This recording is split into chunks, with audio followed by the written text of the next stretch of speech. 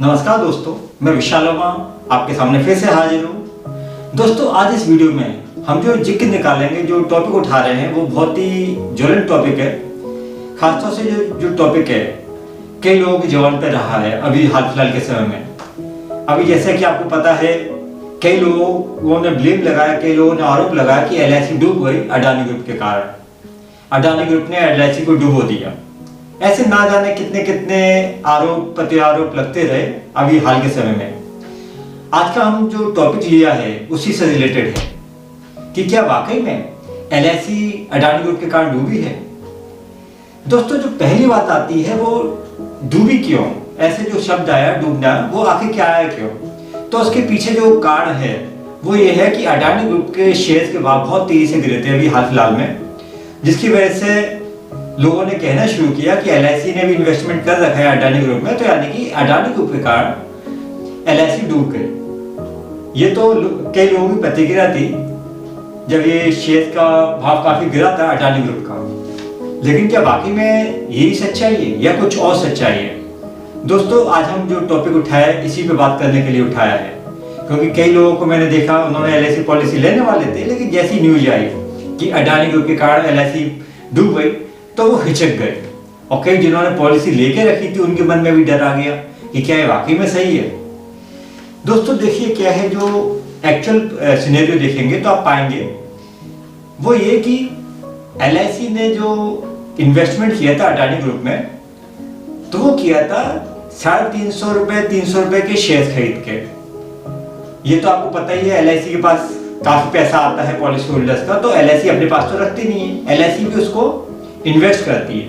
अधिकतर investment LIC के रहता है गवर्नमेंट बॉन्ड्स में, यानी गवर्नमेंट प्रोजेक्ट्स में, और काफी ज्यादा मतलब 60 to 80% उस गवर्नमेंट प्रोजेक्ट्स में बॉन्ड्स में रहता है। बाकी जो पैसा बचता है वो LIC इन्वेस्ट करती है इंडिया की AAA ग्रेड कंपनीज में और AA ग्रेड कंपनी में, यानी कि ऐसी कंपनी जो कि डेफिनेटली प्रॉफिटेबल हो उसमें ही इन्वेस्ट करती है LIC। तो जब ऐसा करती है तो उससे होता ये है कि LIC के पैसा एक तो डूबता नहीं है, और साथ ही LIC के जो प्रॉफिट आता है, जो उन कंपनियों से गवर्नमेंट बॉन्ड से जो प्रॉफिट आता है, LIC उसी प्रॉफिट को अपने पॉलिसी होल्डर्स को बोनस के तौर पर डिस्ट्रीब्यूट करती है। आज तक की डेट में LIC ही ऐसी सबसे बड़ी संस्था है गवर्नमेंट की जो कि लगातार अपने पॉलिसी होल्डर्स को प्रॉफिट देती आई है, दैट मीन्स बोनस देती आई है, और कभी भी लॉस में नहीं रही है। अभी जो अडानी ग्रुप की बात करें तो अडानी ग्रुप में भी LIC ने इन्वेस्टमेंट किया था, क्योंकि Adani group and Adani enterprises AA grade company की लिस्ट में आता था। तो डेफिनेटली सी बात है कि LIC तो हर साल लाखों करोड़ों रुपया इन्वेस्ट करती है, तो LIC ने अडानी ग्रुप में भी इन्वेस्ट किया था। जब LIC ने अडानी ग्रुप में इन्वेस्ट किया था तब अडानी ग्रुप के शेयर्स का भाव था 360-300 के करीब आसपास था, तो LIC ने वो शेयर्स परचेज किए। अब होता क्या है, जैसे ही पता चलता है मार्केट में कि LIC ने इस कंपनी में शेयर्स परचेज किए हैं, तो काफी सारे लोग उस कंपनी के शेयर्स परचेज करने के लिए भागते हैं, क्योंकि सबको पता है कि LIC जब इन्वेस्टमेंट करती है तो वो AA ग्रेड कंपनी या AAA ग्रेड कंपनी में ही इन्वेस्ट करती है, जो कि डेफिनेटली जहां पैसा डूबने का चांस नहीं होता वहीं पे इन्वेस्ट करती है। तो कई और लोग भी शेयर्स खरीदने भागते हैं, नतीजा वो शेयर्स के दाम काफी बढ़ना शुरू हो जाते हैं। ये तो LIC के नाम से होता है, लेकिन बाकी जो अडानी ग्रुप ने वर्किंग किया वो अपने उनके पार्ट का चीज थी, लेकिन नाम जोड़ने से शेयर्स के दाम बढ़ते हैं जब LIC का नाम जुड़ता है किसी कंपनी से। तो क्या है, धीरे धीरे करके जो शेयर्स के दाम थे अडानी एंटरप्राइजेज के, वो धीरे धीरे बढ़ के 4000-6000 के आसपास ही पहुंच गए। और फिर बात आई कि अडानी ग्रुप, अडानी एंटरप्राइजेज ने कुछ नए शेयर्स मार्केट में लाने वाला था, जो कि कहते हैं पब्लिक इशू का लाने वाला था। लेकिन उससे पहले ही हिंडनबर्ग रिपोर्ट आई और उसमें कहते कई सवाल उठे अडानी ग्रुप पे कि अडानी ग्रुप कई चीजें करता है जो कि एक्चुअली देखा जाए आउट ऑफ टैग जाके मैनिपुलेट करता है ताकि शेयर्स के दाम बढ़े। उस रिपोर्ट के बाद अडानी ग्रुप के जो दाम थे सीधे सीधे काफी गिरने लगे। ये जो हिंडनबर्ग कंपनी है अमेरिकन कंपनी है, और डेफिनेटली बातें मार्केट में कंपटीशन तो चलता ही है, कंट्रीज में भी कंपटीशन चलता है, मार्केट में भी कंपटीशन चलता है। अडानी ग्रुप उस समय वर्ल्ड के तीसरे नंबर पे पहुंच गया था रिचेस्ट पर्सन के तौर पे।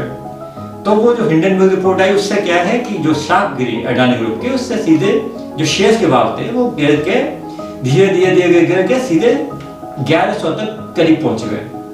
1100 तक पहुंचने के बाद फिर से वो अप होना शुरू हुआ। अब हिंडनबर्ग का जो काम था वो तो यही रहता है कि कहते पहले किसी के कंपनी के बारे में लूप होल पकड़ के उसके बारे में कच्चा चिट्ठा खोलना, उसके बाद उन कच्चा चिट्ठा जब खुलता है जो शेयर के दाम गिरते हैं तो उनके जो बायर्स होते हैं हिंडनबर्ग से रिलेटेड जो उनके पार्टनर्स हैं वो उन शेयर को खरीदते हैं, बाद में दाम बढ़ने फिर बेच देते हैं, तो इस तरह से वो लोग प्रॉफिट कमाते हैं। ये उनका मोड ऑफ ऑपरेंडी है। लेकिन जो दाम गिरे को 4,000 से गिर के करीब कहते 1100 तक पहुंच गए और फिर बाद में ऊपर कहते फिर से राइज होने लगे, तो जो दाम गिरे तो उसमें एक्चुअली देखा है तो एलआईसी का कहाँ लॉस है? कहीं लॉस नहीं। भाई एलआईसी ने कितने के दाम पे शेयर खरीदे थे? 300 साढ़े 300 के दाम पे शेयर खरीदे थे। मैक्सिमम पहुंचा था 4,000-6,000, डाउनफॉल कितने पे आया? 1100 पे। अगर हम कंपेयर करें 350 कंपेयर करते हैं 1100 से भी कंपेयर करते तो भी कहीं प्रॉफिट ही है, लॉस तो कहीं चांस ही नहीं आ रहा, कहीं दिखता ही नहीं लॉस। ठीक है, आप कौन लोग मरे? वो लोग मरे जिन्होंने 6,000 पे या 4,000 पे शेयर खरीदे तो फिर उन्होंने बेचे 1100 के भाव पे और उसके आसपास के भाव पे, वो लोग मर गए क्योंकि उनको लॉस हुआ। लेकिन जब एलआईसी की बात करें तो एलआईसी को तो कोई लॉस है ही नहीं। 350 में शेयर खरीदे, 1100 में कहते हैं अगर दाम चल रहा है तो कहाँ लॉस है? पहली चीज तो कहीं भी एलआईसी तो लॉस ही में दी थी और ना लॉस में है। अब जो बात आती है, अगली बात आती है वो ये कि एलआईसी एक शॉर्ट टर्म प्लेयर नहीं है, एलआईसी है लॉन्ग टर्म प्लेयर। यानी कि अगर एक बार एलआईसी किसी कंपनी में इन्वेस्ट करते तो एकदम से ऐसे आंखें बंद करके इन्वेस्ट नहीं करती है और ना ही आंखें बंद करके एकदम से बेचने लगती है। एलआईसी लॉन्ग टर्म के हिसाब से शेयर खरीदती है, बेचती है कि कौन सी कंपनी आगे भविष्य में क्या होने वाला है, पहले से पूरा कैलकुलेशन के बाद ही एलआईसी किसी कंपनी के शेयर खरीदती है। तो जो एलआईसी ने अडानी ग्रुप के, अडानी एंटरप्राइज के शेयर खरीदे तो पूरा कैलकुलेशन के बाद ही खरीदे थे। हिंडनबर्ग रिपोर्ट से कोई मतलब नहीं पड़ता है। अब उसके बाद शेयर कितने बढ़े कितने क्या नहीं वो अलग चीज है, लेकिन एलआईसी ने वो पूरा कैलकुलेशन के बाद खरीदे थे। तो जब वैसे कैलकुलेशन के बाद खरीदे थे तो हुआ ये साहब कि जब रिपोर्ट आई, रिपोर्ट से तो शेयर गिर गए लेकिन एलआईसी ने शेयर बेचे नहीं। तो एलआईसी को पता था, कहते हैं रिपोर्ट अलग चीज है लेकिन एक्चुअली में जो ग्राउंड लेवल वाली बात है, अडानी ग्रुप कहीं भी लॉस में वाली चीज नहीं, क्योंकि एलआईसी को पता है कि अडानी ग्रुप का जो प्रॉफिट मार्जिन है वो है, वो लॉस में नहीं है, अडानी ग्रुप प्रॉफिट मार्जिन में ही है। जब प्रॉफिट मार्जिन में है तो वो प्रॉफिटेबल कंपनी है और लगातार कहते हैं चाहे प्रॉफिट कम हो या ज्यादा हो तो प्रॉफिटेबल कंपनी है। जब प्रॉफिटेबल कंपनी है तो कोई टेंशन वाली बात ही नहीं। जो एलआईसी को पता है कि अडानी ग्रुप प्रॉफिटेबल कंपनी है, प्रॉफिट दे रही, लगातार कंटिन्यूसली दे रही, चाहे कम हो या ज्यादा वो डिफरेंट चीज है लेकिन प्रॉफिट में है। तो एलआईसी ने कभी शेयर बेचने वाली बात सोची नहीं है।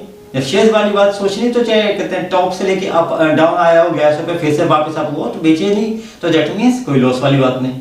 लॉस तब होता है जब कोई शेयर बेच दे, ऊपर दाम पे खरीदे नीचे दाम पे बेचे तब लॉस होता है। जब बेचे ही नहीं शेयर तो लॉस वाली बात ही नहीं। अगर हम रिपोर्ट की बात भी कर लें तो वो तो कहते हैं पैनिक क्रिएट करने वाली बात होती है कि हिंडनबर्ग का कहते हैं जो क्राइटेरिया रहता है, जो मोड ऑफ ऑपरेंडी रहता है वो रहता है मार्केट में पैनिक क्रिएट करो, पैनिक क्रिएट करने के बाद शेयर के दाम गिरेंगे, शेयर खरीदो, फिर बढ़ेंगे तो बेच दो। वो पैनिक पे गेम खेलती है। लेकिन एलआईसी पैनिक से तो फर्क पड़ता नहीं, एलआईसी को मार्केट में क्या पैनिक आया क्या नहीं है वो तो अपने स्ट्रेटेजी के हिसाब से चलती है। तो जब पैनिक वाली सिचुएशन को डील नहीं करती एलआईसी, वो अपने जो स्ट्रेटेजी है एक्चुअल बेसिस पर डील करते हैं। तो एलआईसी को पता था कि कोई टेंशन वाली बात नहीं, क्योंकि देखिए अडानी ग्रुप का कामकाज तो चल रहा है ना, कोई कंपनियां तो बंद हुई नहीं। जब साहब कंपनियां बंद नहीं हुई और कामकाज चल रहा है, प्रॉफिट में ही चल रहा है, तो शेयर्स के दाम चाहे बोल वचन पर पहुंच के बहुत ज्यादा बढ़ गए हो या वापस अपनी स्थिति में आ गए हो, उससे तो फर्क नहीं पड़ रहा ना। एलआईसी के पास जो इन्वेस्टमेंट था उससे तो प्रॉफिट में ही है ना सब, तो एलआईसी को बंद होने वाली बात ही नहीं आती एक्चुअली में देखा जाए तो।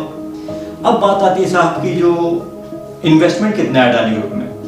अगर हम टोटल इन्वेस्टमेंट जो देखते हैं एलआईसी का जो हासिल करती है तो उसके हिसाब से बहुत कम इन्वेस्टमेंट है। जो एलआईसी का टोटल एसेट वैल्यू उसका सिर्फ 1% ही इन्वेस्टमेंट हुआ अडानी ग्रुप में, 1% भी नहीं, इनफैक्ट 1% से भी कम।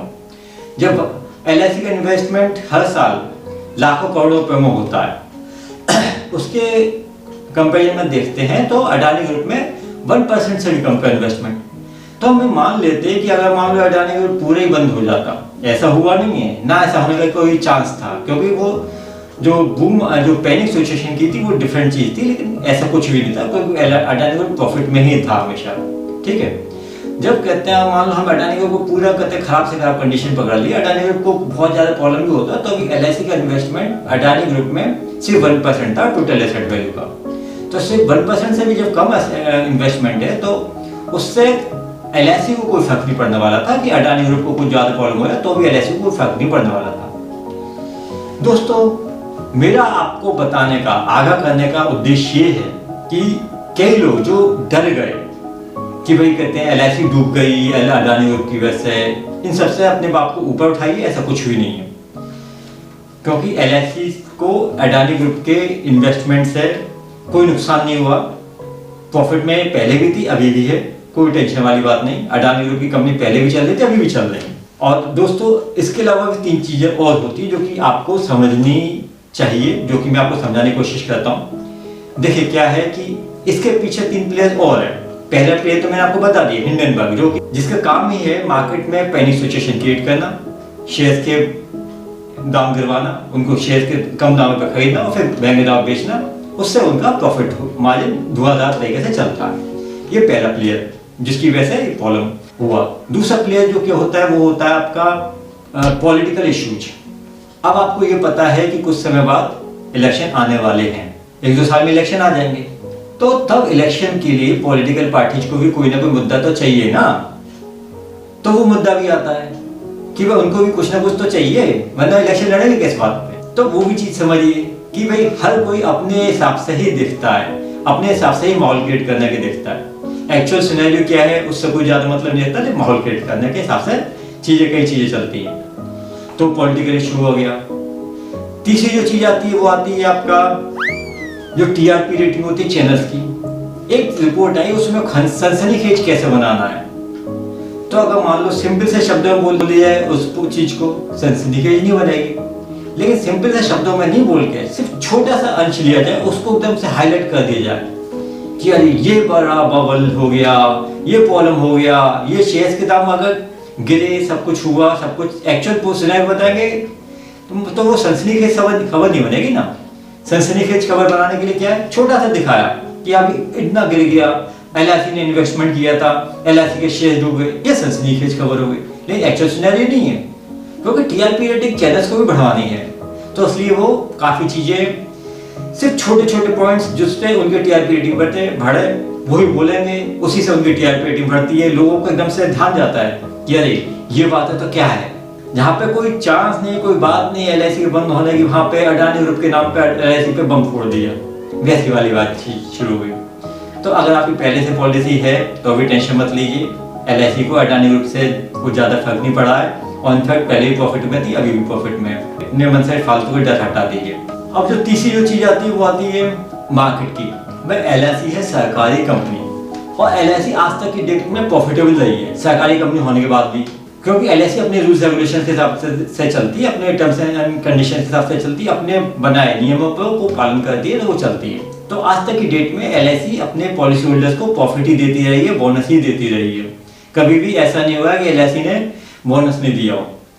तो जब ऐसा प्रॉफिटेबल कंपनी है तो डेफिनेटली बात है कई और कंपनियां जो कि मार्केट में एंटर करती हैं उनको भी कुछ ना कुछ तो टांग खींचने के लिए चाहिए ना। तो वो लोग भी कुछ बात मिली नहीं तो उसको बढ़ा चढ़ा देते हैं। एक्चुअल सिनेरियो से काफी दूर चीजें होती हैं और उसको बढ़ा चढ़ा के एक्चुअल सिनेरियो से हटा के उनका कंसल्टेशन होता है कि एलआईसी से हटा के हमारा कंसल्टेशन हमारे प्राइवेट कंपनियों पे लाया जाए, दैट मीन्स प्राइवेट जो इंश्योरेंस प्लेयर है उन पे लाया जाए, ताकि लोग उनके प्रति भी भागे, उनसे पॉलिसी लेने का भी देखें। तो यहाँ पे आपके पास 4 एस्पेक्ट्स मिलते हैं जिसने इस सब में रोल प्ले किया है। पहले एस्पेक्ट आपको पता चली गया, हिंडनबर्ग कंपनी जिसने अपने प्रॉफिट मार्जिन के लिए किया, और वो उसका काम ही है, उसका पेशा ही है करना। वो एक अमेरिकन कंपनी है जिसमें 5 ही एम्प्लॉय हैं, ज़्यादा नहीं, सिर्फ 5 एम्प्लॉय हैं, और उसकी एसोसिएट कंपनियां शेयर खरीदती हैं, बेचती हैं, ऐसे पैनिक सिचुएशन क्रिएट करके।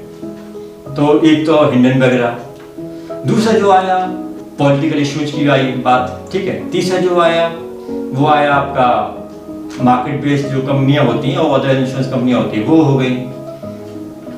तो ऐसे कई कहते एस्पेक्ट हो गए आपके, 3-4 एस्पेक्ट। तो आप खुद समझदार हैं, किसी और के बहकावे में ना आके या कि जो चैनल टीआरपी रेटिंग बढ़ाने के लिए के चक्कर में वो सनसनीखेज खबर बना देते हैं बिना किसी बात के। अपनी पॉलिसी पे विश्वास करिए। आज तक की डेट में LIC को अडानी ग्रुप से कोई खतरा नहीं है। अगर चल रही है अडानी ग्रुप तो भी कोई नुकसान नहीं है। अभी भी पहले भी जब शेयर परचेज किए तब भी प्रॉफिट में थे, अभी भी प्रॉफिट में है। ठीक है, जब शेयर बिल्कुल ही लोएस्ट बॉटम 1100 के मार्क को टच किए थे तब भी लॉस में नहीं थे, और अभी भी लॉस में नहीं है, ना पहले लॉस में थे। तो इसलिए वो बात अपने मन से हटा दीजिए। दूसरी चीज, अगर मान लो अडानी ग्रुप को कुछ खतरा होता है तो भी LIC का इन्वेस्टमेंट उसमें से 1% से भी कम का था, तो भी कोई खतरा वाली बात नहीं। तो आप अपने मन से बिल्कुल ही सब टेंशन हटा दीजिए कि अडानी ग्रुप के बारे में ये न्यूज आई वो न्यूज आई, कोई मतलब मत सोचिए, ज़्यादा टेंशन मत लीजिए और बिंदास अपना जो पॉलिसी लेने का सोचा है लीजिए। LIC की पॉलिसी लीजिए, कोई टेंशन वाली बात नहीं है। LIC पहले भी प्रॉफिट में थी, पहले भी अपने पॉलिसी होल्डर्स को बोनस देती थी, आज की डेट में भी देती है। तो बिंदास होकर लीजिए और आपने पहले से पॉलिसी ले रखी है तो भी टेंशन मत लीजिए। ठीक है, अडानी ग्रुप की वजह से LIC पे कोई फर्क नहीं पड़ा। तो मैं विशाल आपसे आज्ञा चाहूंगा, फिर से मिलेंगे अगली वीडियो में। तब तक के लिए नमस्कार, जय हिंद, जय भारत, नमस्कार। हेलो दोस्तों, कैसा लगा आपको हमारा वीडियो? यदि आपने अब तक इस चैनल को सब्सक्राइब नहीं कर रखा हो तो कृपया नीचे दिए सब्सक्राइब बटन को दबा के इस चैनल को सब्सक्राइब कर लीजिए।